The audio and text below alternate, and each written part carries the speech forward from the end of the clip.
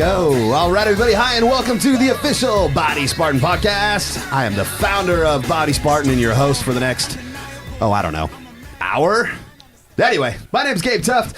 We're here with the lovely, the beautiful, the wonderful, super sexy, always delicious First Lady of Body Spartan, Priscilla Tuft. I didn't even know if I was done with that yet. Last time you did my intro for me. Hours and hours. And special guest today, the man himself, Jayson Uribe. I don't know if special is the right word. I would definitely call it special, man. We don't get many international superstars in this office aside from me and Priscilla. So for anybody that doesn't know, Uribe here is probably the fastest guy on two wheels that I've ever shaken hands with, dude. So let's do this, man. Before we dive into our usual garbage that we do, let's have you just offload some of your accomplishments to the world real quick so they know who's here on the podcast with us. All right. Well, what's up, guys? My name is Jayson Uribe. I started racing when I was 4 years old and started motocross, kind of worked my way up through supermoto and road racing. Went overseas when I was 12 years old because really the AMA age limit when I was here was 16 and I had 4 years to wait when I was 12. So everybody knows AMA is the American Motorcycle Association. So they sanction pretty much all the races in the States, right? Yeah, pretty much all of the professional races. That's at least they were back in 2012. So Jayson, what he's alluding to is that he is a pro motorcycle racer, unlike me, who dwindles and tinkers in amateur stuff. But what is your you've done Moto America. Yep. You're currently doing Moto America this year, doing a couple rounds, right? Mm-hmm. You're sponsored by Honda. Yep. That's a pretty damn big accomplishment, right? Yeah, that's taken a lot of work. How many years do you have building up to that?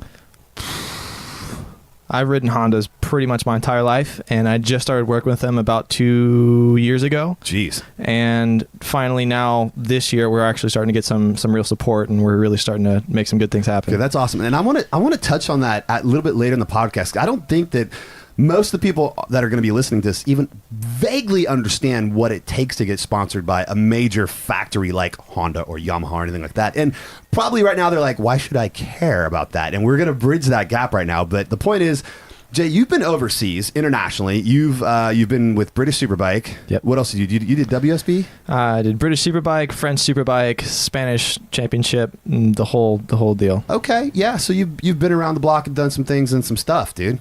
So so everybody knows Jay is here as a guest because we're gonna just kind of bridge the gap between being a pro athlete, which is what we're here at Body Spartan, what we're all about, being a pro athlete, and then kind of bridging that and showing the different facets of what can be done in different sports, how fitness can apply to that, and then we're going to get kind of stupid like usual. So before we dive into what's going on with Jay, let's talk about what happened this week. Oh, wow. What happened this week, What did happen this week? So you kind of blacked out on the last podcast, if I remember correctly. That definitely did happen. I spent the entire next day recovering. I feel absolutely outstanding because following that day, I've been on a 3-day dry fast. That is no food and no water for 3 days. Wait, is this why you're not having coffee in the morning? This is why I'm not having coffee in the morning or water throughout the day or water right now. But I do have my secret elixir, and it's not so secret because I'm going to tell you exactly what's in it. And I'm going to break the water portion of my fast on air today. Is that this thing here that looks like pee? It does look like pee. Is that what this is? Can you guys see this over here on live? What's up, yo?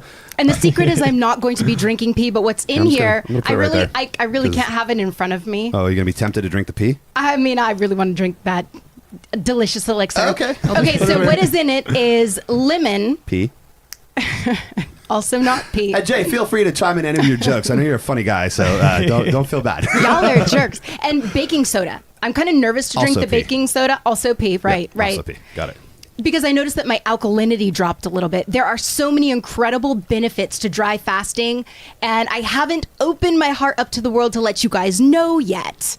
but it reduces inflammation. It rapidly decreases body fat, and it gives you a high like none else. And it also clarifies your skin. Like Howard's kind of high, like, you know, Yes. he hits the nectar and then, you know, comes on over, does a podcast with us kind of high, or like what's Exactly. So you Deepen just- spiritual connections, helps you clear out the emotional crap. And you could do this for 1 day. You can do this for 3 days like I am. I didn't think in the very beginning that I was going to do this for 3 days, but this has been an amazing journey for me and has caused massive personal expansion. And I'm getting crazy dreams, the weirdest I'm dreams. sure that you didn't think you're going to be closing the podcast speaking gibberish last time either. So, And I hope I'm not going to do it this time, but I actually feel pretty clear-minded. No food or water, and I'm feeling amazing. Tons of energy. If anybody missed the last podcast, it was fueled by, and unofficially fueled by Johnny Walker. We never did anything like that before. happened. And literally, I was putting Priscilla to bed, and I was like, "Hey, let's get to sleep." And she's like, "A bit, I feel bleh, bleh, bleh, bleh." And then Mia's in the next room. Is mommy okay? Legit, those were the words that were cut. Jay, you're laughing. Like, you're laughing very quietly, but those are legit the words coming out of her mouth. It was bleh, bleh, bleh, bleh, bleh. I don't feel bleh, bleh. And then Gabe streaks all the way over to her room. Like, what, were you holding up a pillow? And you're like, everything's okay. I never go into Mia's room totally naked. I did have boxers on. Oh, you told me you streaked. No, I streaked by her room. I just imagine you with like a stuffed animal in front. Like, everything's A little okay. sweet. You're okay. Oh, Yeah, so- it's a good time at the Tufton I don't know. household. So we were debating on never having another one of those Johnny Walker fueled podcasts again. Oh, So- they're loving it right now. I'm looking at them. Hey, we get weird. You guys should expect this of us. So I'm going to come off my dry fast. I'm going to stay off food for a little bit more time, but I am going to take in a little bit of lemon and baking soda, and it's going to taste great because I haven't had any food or water in 2 days. We'll do that at the end of the podcast because I don't know what's going to happen. I'm Yeah, not who quite knows what's sure. going to happen with P when she But I drinks the pee. realized, and I just want to state this claim because I know that a lot of you are going to be inspired to try it. I'm not ready to give you the information because I'm coming up with a whole protocol for before the dry fast and after the dry fast. So I don't want you to go out and try this because there are some risk factors. You need to prepare properly and you need to come off of a dry fast properly. Otherwise, it's not going to feel very proper for you. Yeah, so Gonna like feel a you little bit- haven't had any water either, not just dry fast, but it's been like no food, no, No water, no coffee, You no, were showing me earlier your tongue's like all white. not anymore. Oh, you brushed it? You know why? No, I did not. Well, I did brush it. And then Thank God. I oil pulled, which actually pulls toxins, especially out of your liver. I And don't know what that is. What's an oil pull? And also Jay, decreases you ever heard body of an oil fat. pull? No? What do you envision when you hear the word oil pull? Probably pulling the drain plug out of an oil pan. That's it.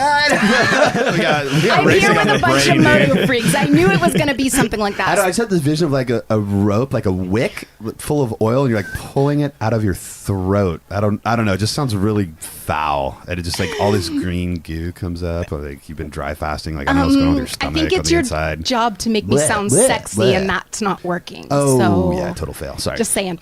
So oil pulling is when you take about a tablespoon of coconut oil and you kind of have to crunch it up at first. Could you imagine sticking a spoonful in your mouth and you kind of crunch. But remember, there's no swallowing for me right now. Ugh. You can't have anything. Take that. So then you swish, and then you gargle, and you get it in your mouth for 20 minutes, and you don't let go until the 20-minute timer goes off. Beep. And then you spit it out. And sounds foul. my tongue was pink again. Okay. So the layer on my tongue, I know that there's some technical terms for it, but I'm not quite sure how to coin it just yet. But I do understand that it's bacteria, toxins, candida, however you want to say it. Candida bacteria or whatever this I called. always thought it was called candida until your doctor said it's called candida. Oh, dude, when I had the I don't know if you know, but I had some heart problems last year. I still kind of have things going on, but I went in and they shoved this giant tube. Like, you've seen the movies Aliens, right? Oh, yeah. Like, you know, they got like the black kind of look to them, like the ribbed black. They Yeah. shoved the tube about that big down my throat so they could see my heart clearly. Ooh. And whatever they did, they caused like a massive like infection in my mouth, and Ouch. I had like a Candida spread. It's like basically, like my whole mouth turned white. It was just so I couldn't swallow. It was so nasty. But like I'd stick my tongue out. And it was Severe just like pain, bro. It was like the color of the screen. It was so foul. Dude. white. It was bad. So now we know that oil pulling would have helped you, but you couldn't even have anything in your mouth. Like that was insanity. No, it was bad. So okay, so you might break the fast today by drinking some pee. In other news, we should let everybody know that the all access. I didn't get to finish saying what I was saying though. It's very important that you don't just go out and try this because there are very specific things that I do to prepare and very specific things that I do to recover from a dry fast. And so that is why I'm drinking the baking soda and the lemon water pee. And I'm going to be doing that very soon. And that is to increase my alkalinity levels because during a dry fast, sometimes your alkalinity levels will drop. And that is not safe. Same with your electrolytes, so you don't want to just go out and binge on pizza. It's not that kind of party. Yeah, none of that stuff. All right, so that's on my to the disclaimer. other crap that we got to do. The All Access Pass is live. For anybody that doesn't know, we have created the All Access Pass, and that is where you get access to every single Body Spartan program we have ever created, plus all the new ones coming out. We are guaranteeing you guys 4 new programs every year at a minimum, and you know us, we go above and beyond that. So all the programs, all the new programs, plus access to the Spartan Army, where we give you a weekly workout, standalone workout on its own, not related to any of the programs, a weekly fitness tip, weekly motivational video, and we're doing recipes once a month for keto and for bulking. So you guys got a lot going on. Definitely worth the value. Right now, it's $29.99 a month, but if you use the promo code AAP10, as in All Access Pass 10, AAP10, you'll get $10 off your monthly subscription. So head on over to bodyspartan.com, sign up. We got good shit coming your way. I can't think of anything else that really happened this week that was super exciting because literally our last podcast was like, what, we did it 2-3 days ago? Like, I know you listened to it. Yeah, you were like, holy shit. It was 4 days ago, and apparently it didn't end as bad as we thought it did. No, it ended horribly. It ended Did it? Yeah, I can't even listen. Oh, you mean the end of the actual podcast itself? Yeah. Oh, it ended great. There was a lot of hugging and heartfelt ended stuff. intensely. But the part after that where I was on the bed spinning for like an hour because I was so ridiculously drunk, that just it didn't end well for me. So that happened. Anyway, so all right, well, let's get down to the nuts and bolts of this podcast. We shot the shit for straight 2 hours last time. I want to keep this kind of to our normal skit. Normal. I think the word was normal schedule. If that's anybody's name, we apologize. No, we don't apologize. We slap your mother. That's basically what happened. All right, so Speaking of mothers. What? You started racing when you were 4 freaking years old. What was your mother thinking? No, wait. What the heck? Jayson Uribe here on the podcast with us, Moto America Pro motorcycle racer, and a bunch of other titles that I can't even go over. But did you race it for, or did you start riding it for? Okay, so I started riding at 3.5, and then I begged my parents for a Sierra 50 on my 4th birthday. Okay. And then got it 4th birthday, which was on a Saturday, went racing on Sunday. Oh my gosh. Yeah. Was your mother freaking out? Yeah, dude. I know my mom gets scared like if I walk down the street without a helmet on. You know? Yeah. Well, same. I get nervous if I walk anywhere without a helmet on. Dude. I've gotten more hurt on scooters than on anything else. Any motorcycles, anything. Don't let your kids have scooters. You heard it here first. Walking up the stairs. So your mom wasn't freaking out or anything like that. She's like, yeah, go have fun, kid. It's fine. You're on a motorcycle. You're 4. Yeah. Or was she freaking out? I mean, wrap him in like a million like couch cushions. Tape him. Yeah, at first, I think everybody was a bit scared. It was me and my brother were both riding. And then when we started getting faster, it started getting a little bit more tense. So back at home. How old's your older brother? So I have 2 brothers. One of them is 22, and then the other one is 26. Wait, how old are you? I'm 20. I just turned 20. He's 20. Barely 20. That's why I'm like freaking out. Like he has so many accolades. Johnny Walker this podcast if we wanted to legally. I know. Wait, okay. So, but it's also Saturday at noon. Wait, your older brother's 25, you said, or 26? 26. Okay, I thought you were 26. So I had your older brother and your age totally confused. I'm like, cool. He's like Howie's age. I'm like, okay, dude, you're a pup and you have all these accomplishments. And he's the kind of guy that I would say yes to as a mother. Like, if he came in and wanted to date my child, I would be like, yes, yes, yes. Walks in my house, takes off his shoes, tries to help us set up in the podcast room. I'm just like, who is this human? And he's so sweet and he's so gorgeous. Oh my gosh. Okay. Shucks. Are you single? Yeah.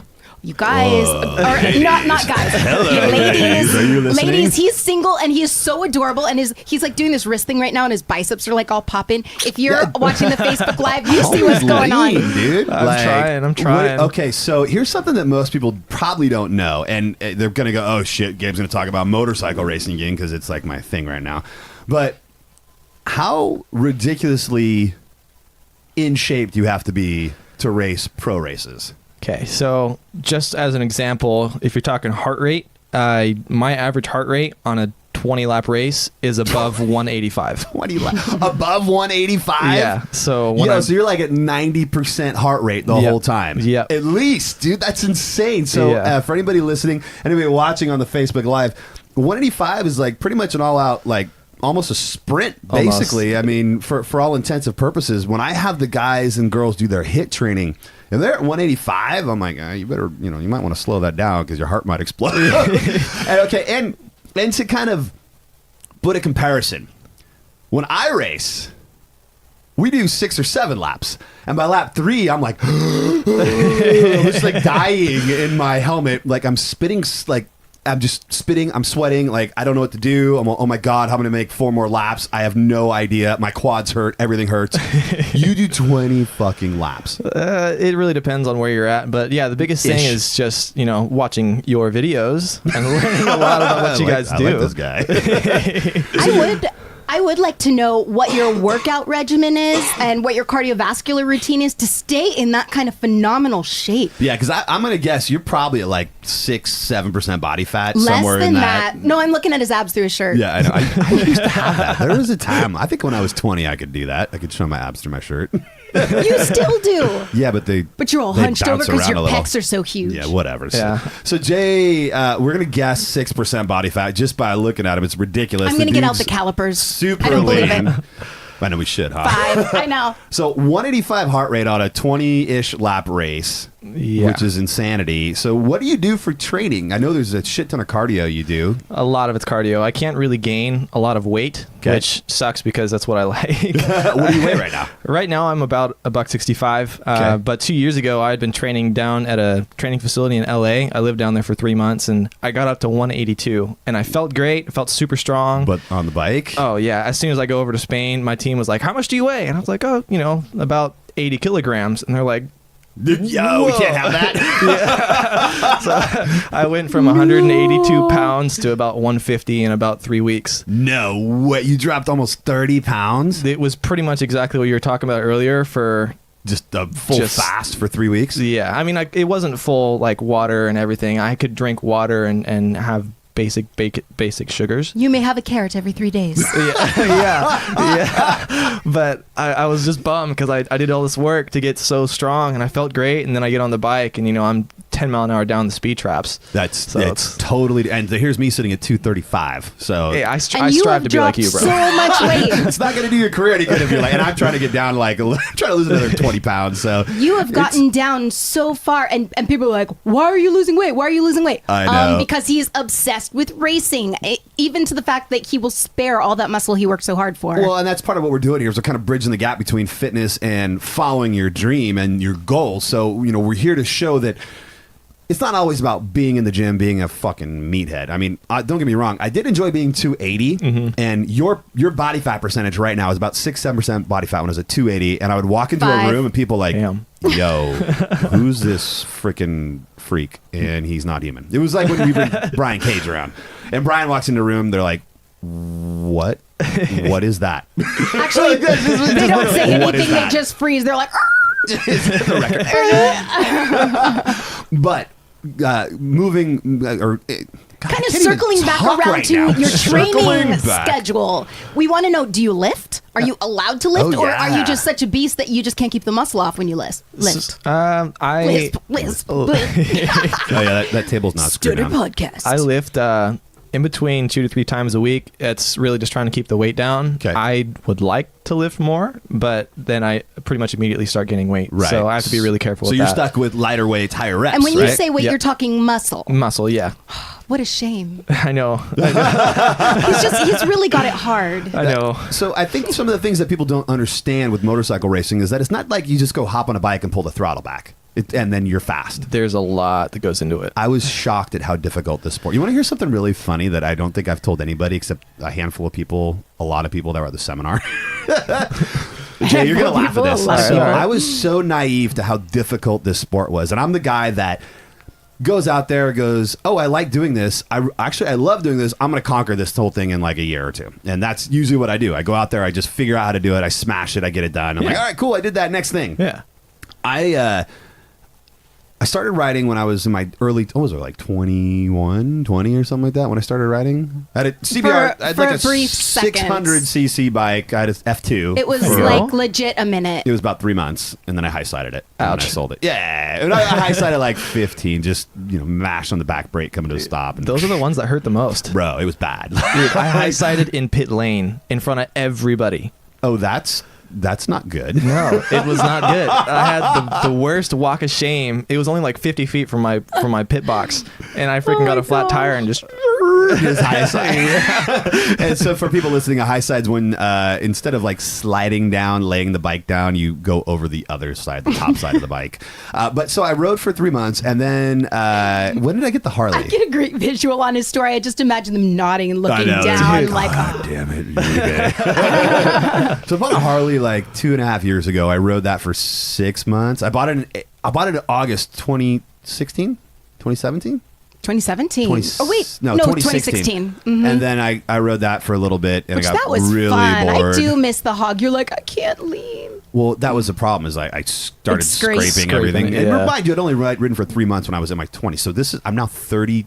I'm 40 right now, so I was 37 when I got the bike. But you took that course and everything just clicked. It was a motorcycle safety course or Yeah. something like that. Ooh. But everything clicked Yeah, that was because fun. Gabe, I know that people always forget, but Gabe is an engineer. He is a mathematical thinker. And so when he saw all of the little, what do you call them, algorithms or whatever, like I don't how know. does it work? How does it fit together? All It just the clicked. physics behind it. And the physics, yes, It and he got kinda so clicked, and, inspired. then in April of 2017, I bought the R1. Yeah. Just walked in. I'm like, I want that. And then I brought it home, started riding on the street.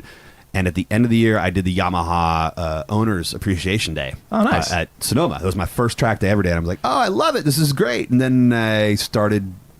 I went down at Thunderhill like first lap next year. I was before sprinting that- it on street tires, no warmers. It was Oh, yeah. February. Yeah. You went down right before your wheelie course on the street. Same thing. wheelie But course. that happened first. Yeah, he was going on a wheelie course, and I on wanted his to learn way how to do there, stunt a little bit, so I went to do the Superbike Coach wheelie course. And, Oh, okay. I thought I was going to learn how to do more advanced stuff, and it was. He's a nice guy. Yeah. It's just. We'll just I gotcha. leave it at that. I gotcha. He's a nice it guy. probably I is gotcha. for people like me that have never done wheelies That's before and want exactly to try what it's it. for. So it's a good beginner course. And so Sean was following him in the truck. And Gabe's riding in front of him on the motorcycle, and Gabe just turned, and there was It gravel literally in the The road. overpass. No, it was because I like to say there was gravel in the road, but it was cold. And I just leaned over, and the bike just goes. So his tires weren't warm. So all but this the to thing say, that's like, what- fascinating is what? it's the same exact spot that he went down when he was 21. Oh yeah, same spot. Isn't that Deja vu. strange? So what I'm getting at is that I decided, I want to race. So I hired Tyler O'Hara, and we did the first race at Sonoma, and I got 2 third place. I'm like, well, this is great. I've come a long ways. Yeah. And so I'm like, yo, what does it take to get to MotoGP? I'm like, let me find the age limit. Okay, it's 42. Well, I got 3 fucking years. Let's go, dude. Let's figure this out. There you go. And then I started doing another race, and I realized how fucking hard this sport is. And I'm like, there's no way in hell I will ever be in MotoGP. I'm like embarrassed to say it. Oh, There's anything's 2 years possible. left. It's not possible. I'm still novice at AFM, bro. That's all right. That's all right. Hey, I've met people in club level races that are better riders overall than world championship racers. Whoa, that's Are crazy. you guys hearing this? This is the law of attraction at its best. Gabe just said I can't. And Jay just gave him at least one reason why he freaking can. We put the limits on ourselves. And I want to talk about mindset, because mindset is everything in sports like this. What Jay is doing and what he's accomplished takes a brilliant mindset and personal motivation that none of us have ever accomplished. What the freak keeps you so motivated for 16, 17 years of racing when you're 20 years old and there are parties and there are females and there are these college things that are going on, and here you are, dead focused on this inspiring goal? Wow, that's a good question. Yeah, I mean, you're 20. Dude, when I was 20, I was drinking Coronas and like going to all these frat parties and stuff. So like, what in the world, I don't know. I wish I'd started when I was 20. What is your secret? So how do you stay motivated? Well, let's do this. Oof. What is your ultimate goal right now? I mean, you got all these championships underneath you. You were like one of 6 people invited to the Red Bull Cup, and it's Red Bull Cup, right? Yeah, is that what Red it was? Bull Rookies Cup. Yeah, dude. I mean, like, come on, man. Like, you've done so much. What is your ultimate goal right now? Ultimate goal is to get back over to Europe and start riding a World Championship level championship. Okay. Whether it's, World Superbike, MotoGP, EWC. There's a lot of different options that I'm kind of going for right now. Right now, it's all about just trying to put myself in the right spot and see if I get noticed by somebody. Do we have a time frame? I mean, you're 20 and you're probably not thinking the way that we think. Like, I'm looking at it like, hey, I'm 40 and my clock's ticking backwards. You're like, I'm 20 and I got a lot of years ahead of me. Have you set goals and said, by the time I'm 22, I'm going to be in World Superbike, or else I'm taking the next flight over there. I'm going to sit on the field and wait for on the track and wait for somebody to just pick me up, and throw a bike at me. Like, have you set any goals like that, where like do or die kind of goals, or? I had this goal for the last 10 years or so that by the time I was 20, I'd be in a World Championship. By the time you're 20. Yeah, and so that was that was like my driving force. That kind of ties into what you guys were saying about what's my motivation, and that was by the time I'm 20, I want to be the best in the world. I want to be there. I want to do that and experience it. And then 2 years ago, I got a phone call from the team that I'd already signed for that current year. And they're like, hey, it's not going to work out for this year. And, we appreciate everything that you've done for the team and blah, blah, blah. And they're great people, and it just didn't end up working out. And that for me was a big blow. And I didn't really know what to do. Like, I'd been racing full time pretty much my entire life. So pretty much from 4 until 17 and a half, 18, that was it. It was and that. So they just literally were like, That's yo, this painful. isn't working. Thanks for shopping. We'll see you later. I mean, it wasn't. A polite. Yeah. They were really PC about this. Yeah, more or less. We're not burning any bridges here, but that's pretty much what happened. It's like, hey, this isn't working out. We appreciate you. Yeah. We got to go our separate ways. Yeah, exactly. Come back much. in a So different that's- life when we're both cats. Vanilla Sky reference. Yeah. So that's an ego blow to you, obviously. Yeah, and it was just a really big life change. I didn't really know what to do. I mean, for the first time, I had an entire year of just, okay, well, I can go to work, I can go to school, and what do I do now? And that really was hard. I didn't really know what to do, and then pretty much just keep plugging away. I tried to get really fit. Was that last year? Yeah, that was last year. I tried to just make sure I was ready for anything, and then talking to Danny Walker, we got the opportunity with Honda, and that's kind of how the whole Honda sponsorship deal has come about. Now, explain to our listeners who are not avid motorcycle racing fans who Danny Walker is. So Danny Walker is actually one of the people that taught me how to ride back when I was 5 years old. Okay. He runs a motorcycle school called American Super Camp, and I've ridden with him for most of my life. I've worked with his school for the last 10 years or so, and I just he's a guy that I knew that owned a race team for a long time, and then just kind of happened that he had an available ride. I was here in the States, not racing anywhere. So when you say available ride, that means he's got a bike. Yeah. Like basically a super bike that's all set, ready to go. They need a rider. And so that's how most of the guys that are looking for like these types of sponsorships in your position, that's how they get what we call their quote ride. Yeah. So they get sponsored. We got a bike.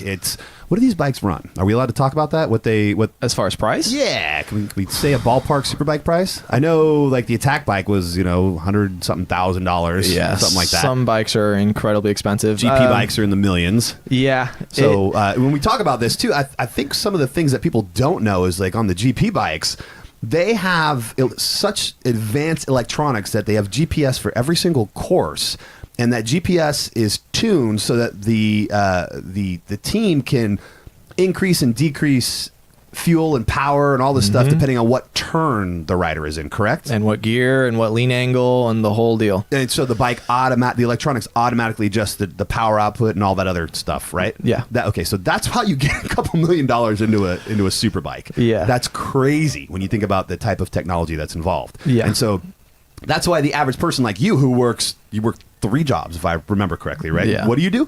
So I'm an electrician. I actually just got back from school this Friday for the electrical stuff. I've been doing that for the last 5 years. Then I work as a coach for car and motorcycle stuff. I work at Sonoma Raceway.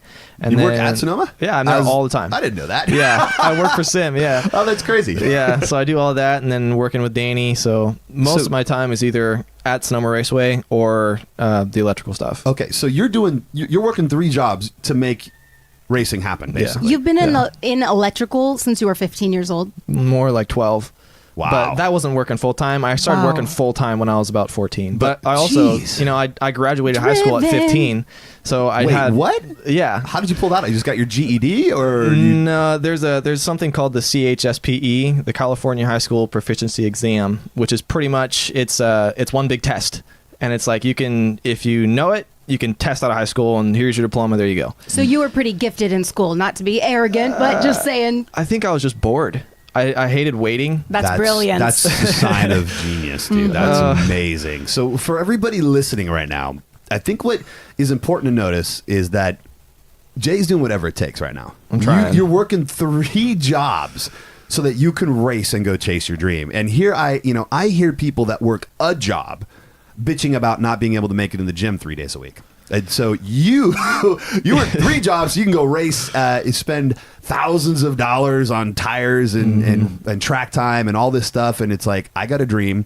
I'm doing whatever it fucking takes to get there. We're trying. That's what I'm hearing, dude. And I think it's important for people listening right now that they recognize that, some of us are in positions like that. Some people listening, they may be working 1, 2, 3 jobs. They may be going to the gym 5, 6, 7 days a week. They may be doing other things. They may have their side hustles. But this is a perfect example of like, it can be done. Yeah, and you're doing it. And I think the biggest thing, at least for me, is just keeping the faith, keeping hope, because sometimes it's easy to get down when you're super busy and you're like, oh man, I don't have time for this, I don't have time for that. But just keeping hold of that hope and being like, okay, this is going to happen. If I keep working hard enough, the opportunity is going to present itself. And that for me is just been really the driving force for everything I do. Staying positive about your. So let me ask you something. A lot of times with our private coaching, and I even talk about this in a lot of the videos we put out, we do a lot of visualizations. So do you sit around and you have like times when you set aside where you visualize what it is that you want, or you just kind of just walk through the day thinking about what it is that you want? How do you do it? So it's kind of stupid. It's something that I do personally. It's just what I've kind of picked up on through my life is I call it a minute of emotion. Okay. Where I'll wake up and I'll just kind of chill out and I'll set a timer for 60 seconds. And for those 60 seconds, I can feel whatever I want, say whatever I want, and just have that minute to release. And then after that, it's like, okay, back to this is what I want. This is my dream. I've had my minute. Let's go get it. So a minute of kind of venting basically on the shit that might be pissing you off or whatever's going on in your life at that moment. You get it out and then you switch and you go back to, okay, I got a goal. I'm getting back to the World Superbike or British Superbike, whatever championship. I'm going to be on the World Championship level, and now I got to focus. Can I clarify? Yeah. So is that 60 seconds of sorrow or 60 seconds of manifesting what you want? It's really whatever the moment calls for. But I think you were saying more of like a release, like, shit, this. Okay, fuck it. Back to visualizing what I want. Usually for me, it's like I try to be really professional and happy-go-lucky kind of guy throughout the day. But usually when I wake up, it's like I have a really hard time sleeping. So I'll wake up and I'll be like, okay, what's going on in my head, blah, blah, blah, and just kind of get all that emotion and just let it go. And then for 60 seconds, I'll just kind of be in the moment and feel whatever I need to feel. And then after that, it's, back to where I'm trying to go. Are they positive things that you're feeling? You said feel whatever you need to feel or feel whatever you want to feel. Usually it's not very positive. Usually it's like 60 seconds of trying to just kind of keep it together. Not gonna lie. Yeah. But for me, it's what I need to do. It's what I've found helps me a lot through the days, and it's just kind of what I've learned to do. Do you have any special sayings or mantras or anything that you kind of live by that kind of help you become this person? Mantras are cool, or like phrases that come to your mind, things that have helped you. Something that has really helped me a lot as a person has actually been joining the volunteer fire department. Okay, wait. 3 jobs and you do volunteer firefighting. Yeah. And he's the superstar of everything. And he's cute and he's single. Feel like the laziest man on the planet Single. right now. No, Like literally man, the laziest man on the planet. Like Right.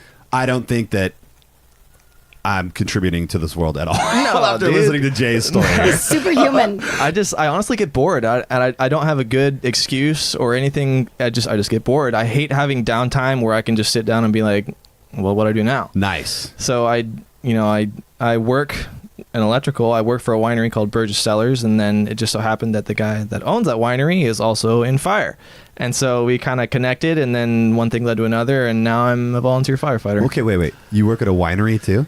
No, I was just a job site that we had was at a for winery. electrical. Yeah. Okay, I was like, okay, I quit, dude. I was gonna get up and walk out. I'm like, I can't take it. This is a great example of one of the things that we preach so much is that people have so much downtime. Yeah. They do the 8 to 5, their 9 to 5, whatever. They commute both ways to get home. They're tired, and so they sit down, they turn on the TV. Yeah. And there goes 5 hours of their night or whatever. Or, if they get home at 6 and they're up till midnight, there goes 6 hours of their night. Yeah. And it's like that every day of the week. And people go, well, I just can't change. Or I have this, I wanted to do this, but I can't do it. And that is the perfect example of like how TV just sucks the life and the dream out of all of us. And I'm guessing you probably don't watch a whole lot of TV. No, I don't actually have a TV subscription. Dude, I love it. It's something I've learned is that if there's something I don't want to be a part of or I can't have in my life, I just won't get it. Like That's junk awesome. food. Like if I want ice cream, I have to actually go out and drive to Safeway to go get ice cream. Like it's an effort. I don't just have it there. Does that sound That's familiar? another. Does that sound familiar? That is I like completely this guy. us. So that leads me to another question that I had. What do you eat in order to maintain the amazing shape that you're in? So for me, what I've found works for my body type is if I'm going to exercise and have a high heart rate, I have to load up on carbs. And then if I'm not going to exercise and I'm taking more of like a resting period, I have to stay off the carbs. So for me, it's if I'm loading up for a race weekend, rice, pastas. So pretty much are you loading up days before, getting ready for it, and getting the glycogen into your system? About 2 days before, yeah. 2 days, okay. And so when you say loading, what does that entail? Are we dropping fats out? Are you just eating what you usually eat and then just adding carbs on top of that? Or how does this work? Pretty much increasing carbs, increasing proteins, and trying to decrease sugars.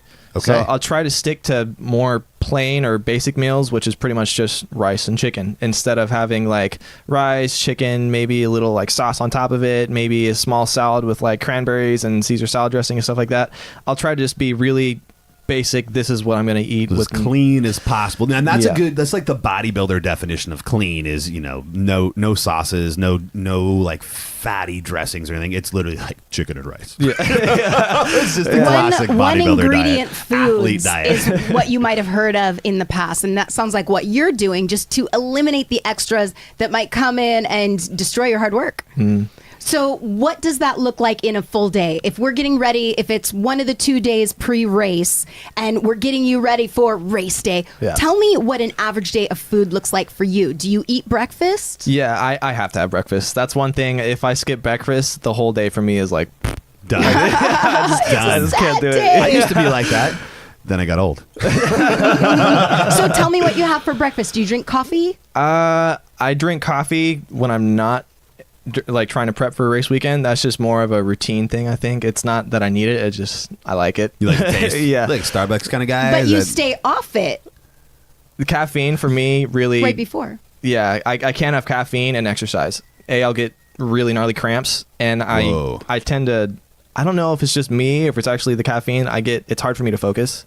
Where Really? Yeah, I can do things for like 10 minutes of solid focus, solid work, and then I just kind of start like, oh, it's Just kind of ADD about stuff and just start, oh, look at that, it's a squirrel. Yeah, So like that. yeah. I just start I mean, when wandering. you're already created as the mecha human, Yeah. you don't need to bother yourself with Who needs caffeine or coffee. And here's Jason. I don't use caffeine on race weekends, and then most of our people are like, hey, what pre-workout should I use with 600 milligrams of caffeine per serving? Wow. And we are all created differently, but this is very interesting how Jason's body worked. Maybe you can relate to some of that. And so Me? I was talking to Facebook. Oh, I'm like, who you looking at? I totally forgot we were live. Oh, hey guys on Facebook, how you doing? Chris Cannon says, is that a rooster? Yes, it's a rooster. I told him to shut the windows. He's like, no, we're I'm leaving. hot as balls in here, dude. And basically, there are roosters that live at Walgreens, which is about 2 blocks from our house. We live in the city. They've set up camp there, and I don't, when not out you on the drive by ranch. the Chevron station there, Yeah. look to your left and your right on the way out, you'll see chickens on both sides, dude. Oh, And sometimes sweet. turkeys. I don't know where they came from. They just showed up there one day. They were there. They've been there since we lived here for like 8 years. And they may apprehend your vehicle. Nobody knows why they're there. They're multiplying. And so all day, all night, there's one right now. There you go. That's Oh, yeah. all I hear. Like you think, the old story goes, the rooster crows at the butt crack of dawn, like it's something. No. It's From all the like time. midnight to 11:59 p.m. It's just nonstop crowing. And there's It's one insane. that is like so desperate. She's been there for years, and she's like, Ermagerd, and just over and over. When she goes off, hey, listen for her. So breakfast. And Gabe asked, do you do Starbucks during the week, or is it just like black coffee in the morning? I'm working up to black coffee. I can have black teas. I can't have black coffee yet. I have to have some creamer. The little Oh, creamer. You're Yeah. not that point yet. You're not that grizzled. I'm trying. I'm But really none trying. of that pre-race. So No. what is breakfast? Breakfast usually is oatmeal or maybe an omelet if I'm having a good day and I'm not having to train super hard. God, I wish Rob was here right now because we just pull into Starbucks and like, yo, grande mocha, vanilla chocolate mocha, 2 morning buns, and some of your egg white bites. And we'll take one of the morning, it's just like all this shit you can handle on race day. Well, after race day is a different story. Oh, there you go. So you got, dude, this is so much like bodybuilding. Like you just right up to the day, prep, super regimented, and then boom, hey, Yeah. let's go get a cake and a Dude. pizza. And so that's breakfast, oatmeal or an omelet. And then when do you eat again? I try to eat multiple smaller meals throughout the day instead of like breakfast, lunch, dinner. So eating 5-6 times a day. Yeah, of just smaller amounts. So usually if I'll eat breakfast around like 6:15, then I'll have another meal at around 10, and then noon is lunch, and then 3 is, snack before I go to the gym, and then coming back for dinner. So what's Okay. your next meal? Just to give people an idea of pre-race. I try to make rice and just kind of take it with me everywhere I go, so I have little Constantly munching on the rice. yeah, Nice. constant. Especially if I'm trying to carb load, it's just constantly having some rice and some basic proteins. Like I'll have rice and chicken just in a little Little doodad. meal prep container. And then Yeah. do you eat Tupperware. anything Yeah. with it? Do you have some chicken on the side or anything? Yeah, And veggies or no? I usually have a big veggie load at lunch. So A veggie load. Okay, so you just go to town on it. Yeah. Okay, cool. So you're basically eating like we're talking about a single ingredient meal. So we have rice, chicken, or something else like a simple carb. Is it white rice or brown rice? white rice. Okay, so you're getting a simple carb, getting a little bit of protein. You're eating small meals throughout the day so that your body just stays clean and you Yeah. can perform at your peak performance. That's what I try. Sometimes it's hard to it's hard to achieve that. That's what I try to do, but every now and then that burrito at the snack stand looks Dude. pretty damn good. It's so interesting because this sounds so familiar. This is exactly how I would eat when I was carb loading before a fitness contest. Exactly. Yeah, Exactly like it. Very similar. Yeah. Surprisingly similar. And what's interesting too is this is actually a good quick transition. We just came across a meal prep company not too long ago. We switched to this company called Trifecta, and Oh, they I've heard are of them. they're the official meal prep company of UFC. They do the PGA Tour. They got a bunch of other stuff, and Their food is delicious. it's great, man. And they have an option. It's their a la carte option where you don't have to order a specific meal. So, most meal prep companies, and this one's cool. They do like keto plans. They do lifestyle plans. They got vegan and vegetarian plans. There you go. And they come pre-prepared with, preset macros. But you can go on their site. If you do the a la carte option, you can go, I want 2 cups of brown rice in this thing, and I want 8 ounces of chicken. I need 2 of those, and they come in their own separate containers. So you just, you grab what would make a meal, and you stuff it in your ice chest or whatever you're bringing to the track, and you heat it up, and you're good to go. That's awesome. You're Yeah, it's- killing me, bruh. You're killing me, bro. I mean, that's what we do. That's what I'm like, Rob and I do. that sounds so good Oh, I know. right Priscilla on the now. dry fast hasn't eaten in 3 days. But you know what's so funny? I do not have physical hunger because I am in the largest state of keto blah, blah, blah, blah, blah. It's about that time start eating. So really heavy ketosis right now. So I don't have physical hunger, but I've got emotional hunger because that sounds good, and I know it's in my refrigerator downstairs, and I know that I'm choosing to wait on that. Emotional hunger. It's emotional hunger. I could feel it. Deprived. Well, it's if you decide to let your emotions and your mind give in, then you don't reach Then any so be goals. it. Just like Jason was talking about, it's all about knowing what you want, why you want it, and going after it. Well, really quick, let me circle back to the trifecta thing just so we can tell everybody about it. If you guys are interested in trying Trifecta, we've partnered with them and we've got a cool deal for you. If you go to trifectanutrition.com/Body Spartan, you'll see our customized landing page there. If you use the promo code Spartan20, you'll get 20% off your first order. So if you want to try that a la carte option, it's there for you. And you can actually choose your meals depending on what you like, dislike, or what your nutrition goals are. Are you flashing me? I was trying to give you the time signal. Like, we're 15 minutes away from being an hour on the podcast. So Oh gosh, there's I that. try not to let this drag on for 2.5 hours like we did last time. just to make 2 hours of nonsense. Just total nonsense. So kind of to marry the two communities of Body Spartan bodybuilding and Body Spartan racing, can you tell us a little bit more about what you'd eat on a race day? Okay, wait. Just to before you give do us an that, idea. See this mic? It needs to be even with your mouth there. Eat the mic, Priscilla. Nobody wants to see me backhand you, baby. Okay, so sorry. Your question again was what? Okay. So the Because day I missed it. I was totally the spaced day out. of a race, what do you eat? So normally when I wake up, it's heavy carbs. I try to be, so if my average rate's around 165, 168, depending on the day and what time, I try to be 169, 170 right in the morning. Like, I try to make sure I have a lot of food in me, a lot of weight. That way when I go on the bike for the first time, I can sweat most of that weight off, and then I already have some energy in store, and I'm not, depleted before my main race. I try to eat a lot of carbs, a lot of proteins, usually oatmeal in the morning, rice and chicken right after I get off the bike. It's rice and chicken and then a protein shake to just kind of replenish all those proteins. And then really it's hard to eat before a race because I have so many nerves. I get nervous. So I try to eat. Oh, that's what I was going to ask you next. I try to eat small amounts a lot because if I have one big meal, I won't be able to keep it down. You throw it up? Awesome. Or it feels like it to throw it up. Yeah, All those it feels nerves. like it. So that's really interesting. So I remember when I was in WWE, and I was still pretty much a rookie there. I remember asking Nick Nemeth, and what is Nick's Dolph Ziggler? That's his stage name. So I'm backstage with Dolph one day, and I was so nervous about to go out for a match, and I'm still pretty green, and I think I've been doing it for like a year, and I'm sitting there. It's called gorilla position, and it's right before you walk out in the curtain. Vince is sitting over there with all the producers and all these crazy mics and headphones and stuff, and you're nervous. You're about to pull the curtain back, and there's 10,000 people in the audience, plus however many million that you're gonna be on camera, and I'm just like, okay. And I look at Nick, I'm like, dude, do these nerves ever go away? And Nick looks at me and he goes, you know what, dude? The second those nerves go away is the second you stop caring.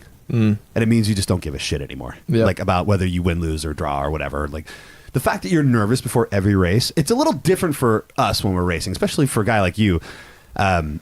It's different for you because you're putting your life on the line every time you go out there. Yeah. And I do the same thing. I mean, my skills are not anywhere near what yours are, but it's the same. It's apples and apples. Like, yeah, exactly. At my level, I probably have more of a risk in sending it than you do. Something I preach at all my driving stuff is, perfect execution of fundamentals under stress.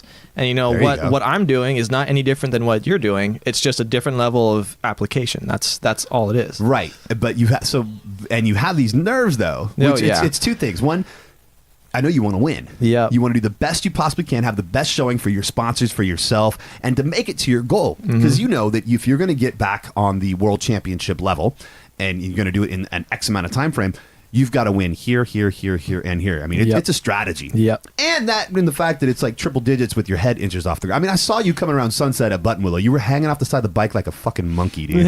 Like, it was crazy. You look at you going around the corners versus everybody else, and you were so far off the side of that bike. I was sitting there with Rob, and I'm just like, how the fuck does he do that? Dude, maybe it's got to do with the fact that you're 165 pounds and I'm 235, and I think the bike would just talk back to me and smack me upside the head if I tried to do that. Or maybe it's that you're really, really talented and it shows, and all your hard work is paying off. Oh, we're trying. I think the biggest thing I've learned as far as that's concerned is just adapting to what the situation calls for. And certain bikes you have to lean off, and certain bikes you don't.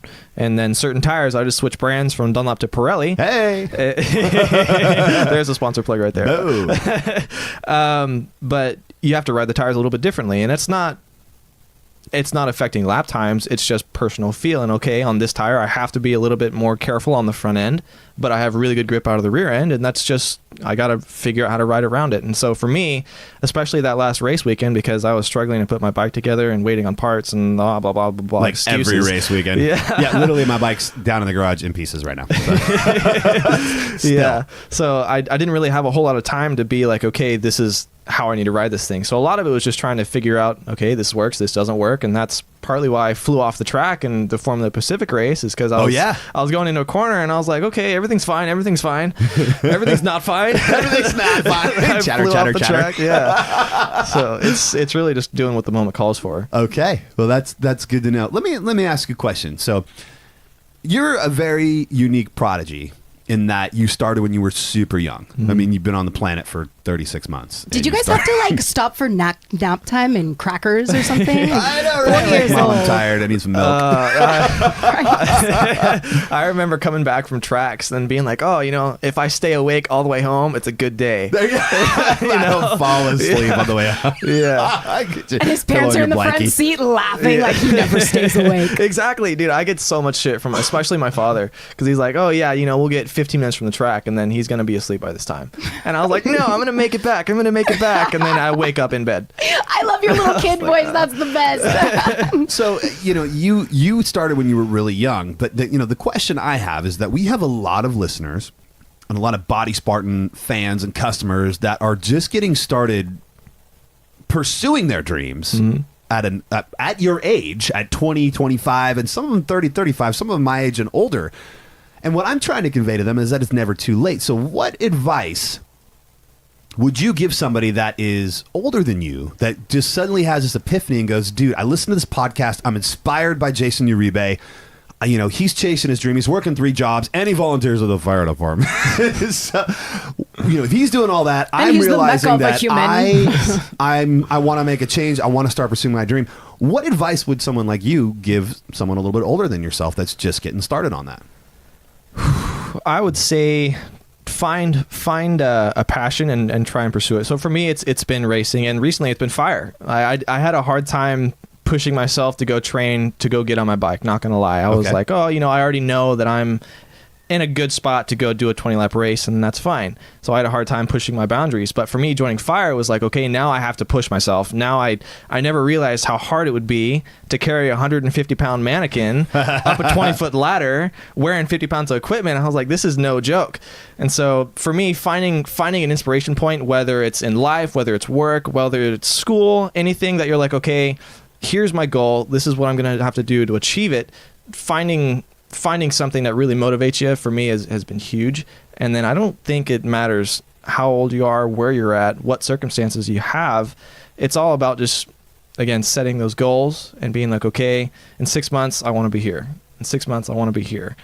That's awesome. Because and the similarities of people that are highly successful, it's such a tight gap, because everybody that is highly successful has set goals. Like you saw the goal. And just like you said, in 6 months, I want to be here. In 6 months, I want to be here. And then 6 months from there, I want to be there. That's one of the things that we tell our personal coaching clients all the time, is to start with an end game, and then we have them work backwards. So like I would say, where do you want to be in a year, Jay? And you'd say, well, dude, I want to be in World Superbike again, or I want to be in British Superbike, or in Spanish, whatever. I want to be back on that, the world circuit. Okay, cool. So you got to be there in a year. Let's look at the 6 month mark. Where would you have to be there? Boom. Okay. So, and then at the 3 month mark, where would you need to be? And then the 1 month, and then the 2 week, and then the 1 week, and then what are you doing today? Yeah. And then I basically work backwards with them. So it's very similar, but I mean, it's not just you and I and Priscilla that do that. It's pretty much every successful person in the world. I know Andy Frisella does it, like CEO of First Form. I mean,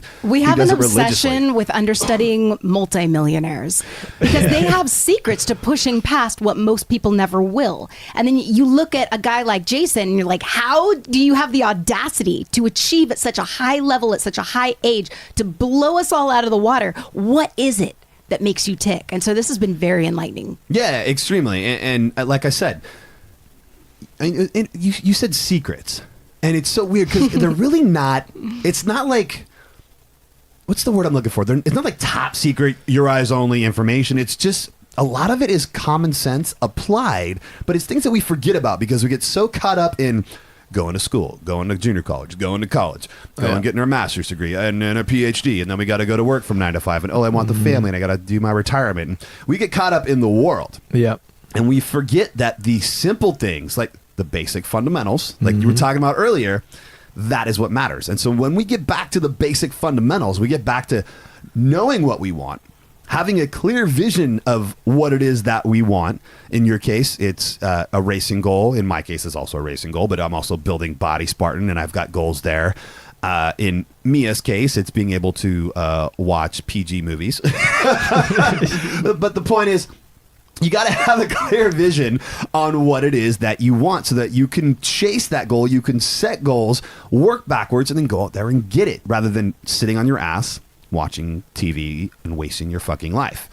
And if we've learned anything today, it's that anybody that goes out there and works their 9 to 5 and thinks that they have it rough and they don't have time to get their ass in the gym, they don't have time to go be whatever it is they wanted to be or hope to be someday and are living vicariously through all of those people that are on TV that they're watching.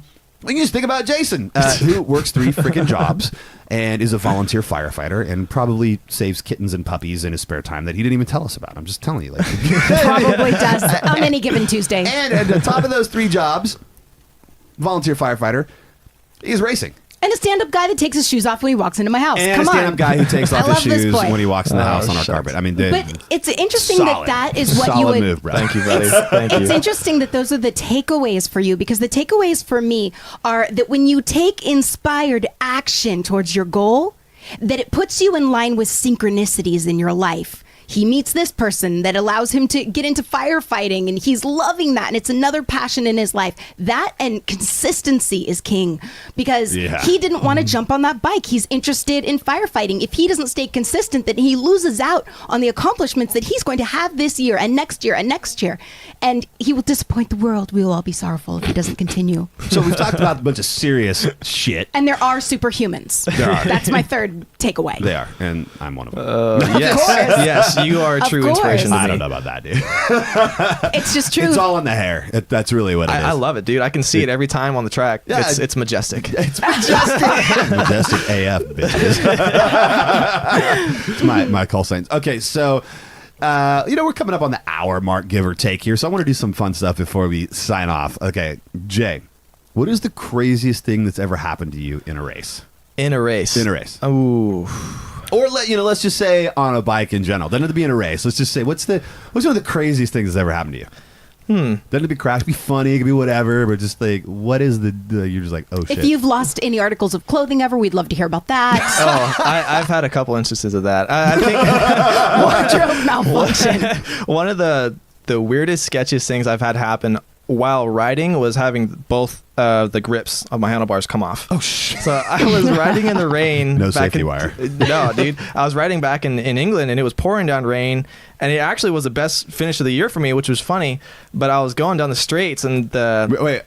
Was this a race or was this? it was a race. Oh! It was a race, and it was pouring rain, and I had the grips were like slowly moving out, and I thought it was just me being weird. I'm like, oh, don't worry about it. And so I'm going down the straight, and then my hand flops off the handlebar, and I'm like, Oh, that's not good. That's weird. And then I go into the corner, and then I'm on the brakes, and this like the throttle tube rolls all the way forward. I'm like, whoa! And then this grip comes off. Grip's gone. So As you're on the brakes with that hand. Yeah. Well, that's a bad thing. So It was bad. Yeah, it was kind of crazy. So the whole race, I'm like trying to hold on to the grips and push them back on the handlebars. And it's raining. And it's raining. and it's right. How did you didn't send it? No, Wow. I got 7th, and I think it's funny because the most vivid memory I have of that race was my best buddy at the time comes railing up the inside of me going into turn 1, and I'm like, oh, there goes Milo, there he goes. And then about 2 seconds later, he high sides the bike and then lands on top of it and then surfs like actually standing on top of the bike, surfing off There's the track. footage of that, right? On Instagram? Yeah. I've seen He's that. coming- It's Unbelievable. Yeah, he literally, like, the bike goes down. He the bike's on the track, sliding sideways at however triple digits it's sliding. Yeah. And he's literally on top of the bike, literally surfing in the rain on the bike down the track. It's the craziest thing I've ever seen. Yeah. It did. Dude, I think that video got like 1 million views. So we're being expressive with our hands, and I just noticed you are missing a finger. What happened? Dude. Yeah.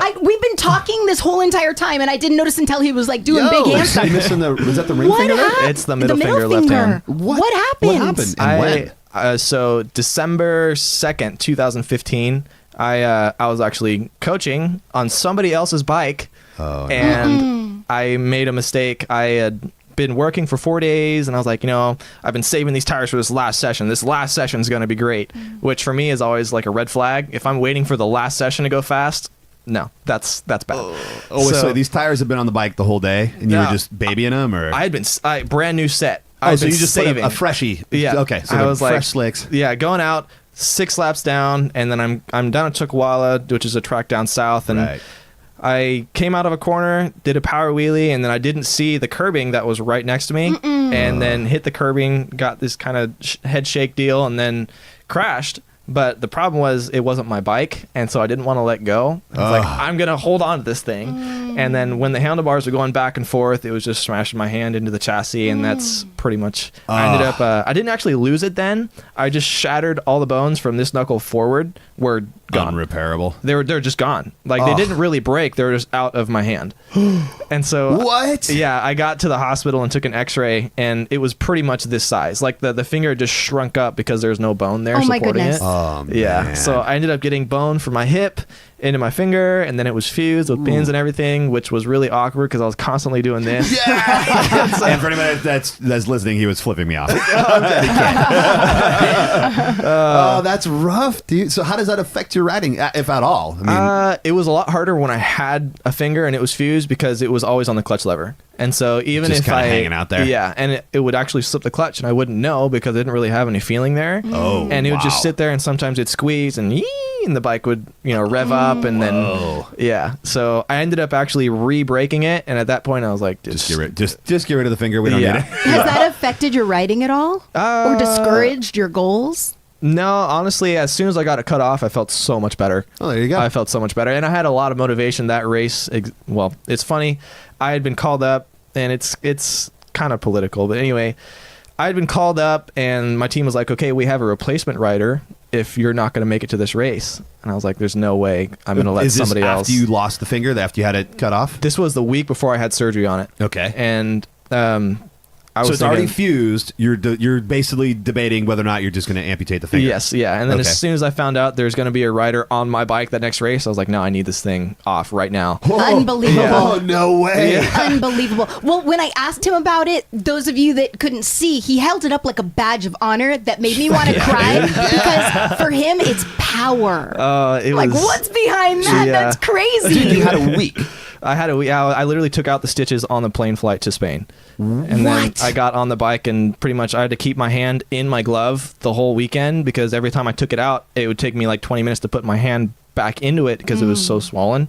Oh. So I would just keep my left glove on, and then I'd go race, and then I'd come back in, and the whole leathers everything off except this glove. I'm guessing it was a bloody mess on the inside Oh, too. yeah. That's Yeah. just It was- god. I mean, I've had some stitches before, so I know how that goes. I never lost a finger or a body part. God, that says a lot about dedication.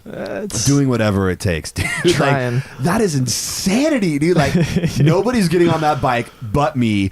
Take my finger off now, and Yeah. I'm taking the stitches out at 40,000 feet over the Atlantic. Yeah. Dude, what in the world, man? You just went up like 10 notches. I didn't even know there were notches to go up. You just went up like 10 more notches, dude. So again, any of you that is looking for the perfect superhuman, we have found him. He is apprehended in our house. Oh, I think geez. heals worth money. I think we should keep him. He heals very crazy. quickly, apparently. We should have a ransom or something. Well, okay, now that with the cats out of the bag, we can kind of be funny about this. So, like now, when you put your finger finger in a glove and you squeeze, does that glove finger just stay straight out, just waves? It flops around. It just flops around when you're riding? Especially doing motocross, when you get up to higher speeds, it'll actually whistle. No way. Yeah, those gloves are so thin, it's just wiggling back and forth.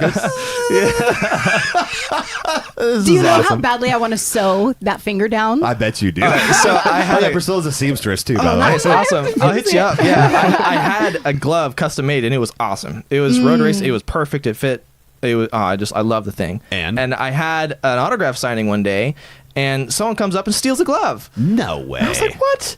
And then I get a call like 2 weeks later for some random dude. He's like, "Oh, your glove doesn't fit." I'm like, "Well, no shit." Yeah, because it was custom for me. And Will you stole please it. send it back? Did you ask for it back? Yeah. What did you even? I never you saw did? it. I never saw it again. Yeah, no. he's But you probably asked- sleeping you- with it every night, like just holding it close, like Jayson Uribe. Did you ask him to give it back to Yeah. you? And he said yes. No, he just hung up the phone. Yeah, at that point he's like, He called oh you shit. just to say that the glove didn't fit. Yeah, he's like, I don't know why I can't fit my hand in it. No. Yeah, like, that's because you stole is it and so it was made for me and I'm missing a painful. finger, bitch. Okay, that is like the most amazing story. I feel like that's our ending note. That was pretty freaking delicious was right pretty there. badass. This is juicy. dang. So, well, yeah, let's end on a high note, man. This is a great podcast, and we got a lot of inspiration here. And I think the takeaway from all this is that no matter what your situation is, if you have a goal and you haven't met it, you can definitely work harder.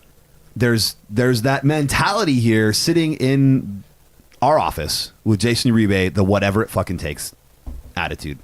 I'm going to cut off my damn finger to get back on that bike. That's the attitude. I'm going to work 3 jobs and volunteer doing firefighting because I get bored and because I'll do whatever it takes to make enough money to go race. I am so inspired right now. Like literally. And I'll pull my own stitches out on a plane at 40,000 feet on the way to my championship. I just want to like cut my finger off and do something with my life. I do. I'm like, I'm done with this. Like, if that's all it takes, then I'm done. Jay, while we're here, give some love to your sponsors, man. Like, who do you got on you right now that you need to plug? Well, right now I'm actually repping my SRC embroidery T-shirt, which is a awesome birthday present from the guys over at SRC Embroidery, Mike Thompson. They actually are a small Santa Rosa-based company, and they do some awesome they're custom right here. shirts. Yeah, they're just around the corner. Sexy. Yeah, yeah. Okay. And then obviously the Honda Power Sports USA, those guys have been really helping me out. I'm super thankful for their help. Pirelli Tires USA, Arai Helmets, Farragon Leathers, you guys for having me on the podcast. Of course, I man. really This has appreciate been it. enlightening, to say the least. Oh, it's been awesome. Yeah, I've had a great time. I've learned a lot just being around you guys, and now I want to go home and go to the gym. Awesome. Yeah, sweet, man. Well, don't lift too much. We got to keep you at a nice spry 165. All right. Well, Jayson, thanks for being on the podcast. And that's going to do it for this week. Don't forget, guys, check out the All Access Pass. It's now on the homepage of Body Spartan, www.bodyspartan.com. Access to every single program that we have and all future programs coming up, plus the Spartan Army. If you're looking for badass meal prep, you got to get over to Trifecta Nutrition /Body Spartan. Use the promo code Spartan20. Oh, the All Access Pass discount. AAP10. That'll get you $10 off that monthly subscription, bringing it to $19.99 a month. That is an unbeatable fucking value. That's it, guys.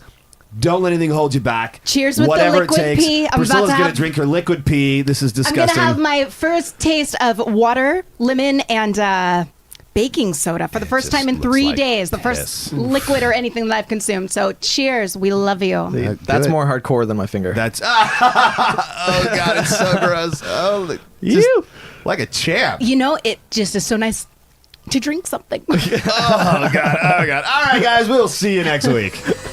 For more free information on fitness, nutrition, and bodybuilding, visit us at www.bodyspartan.com. Indestructible, undeniable. I'm a man with a plan, understand.